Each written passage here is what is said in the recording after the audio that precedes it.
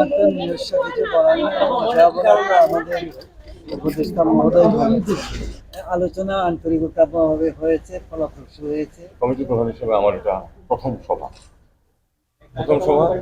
কাজে এই সভাটা আমার জন্য ছিল অনেকটাই শেখার বিষয়। প্রতিটা ইস্যুর উপরে যেগুলি আছে সেগুলি নিয়ে আমি আসলে প্রস্তুত এসেছিলাম জ্ঞান অর্জন করতে।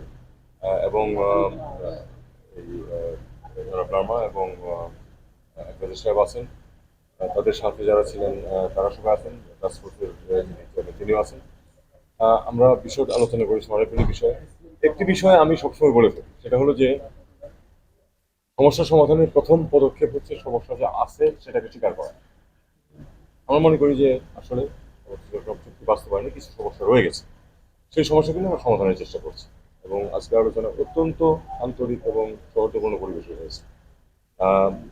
আমরা চেষ্টা করেছি যে ছোট বিষয়গুলি যেগুলি সহজে সমাধান করা যায় সেগুলিকে আমরা শেষ করে ফেলি, আর যেগুলি একটু কঠিন বিষয় আছে সেগুলিকে কীভাবে সমাধান করা যায় আমরা সেটার রাস্তা বরং খোঁজার চেষ্টা করি।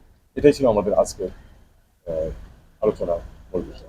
নতুন করে চিহ্নিত করার কোনো প্রয়োজন নেই, আমরা জানি যে কিছু সমস্যা আছে, সে কারণ না হলে তো অনেক পুরনো এই চুক্তি সম্পূর্ণ বাস্তবায়িত হয় না। কেন অনর্থক পয়েন্ট আউট করছেন?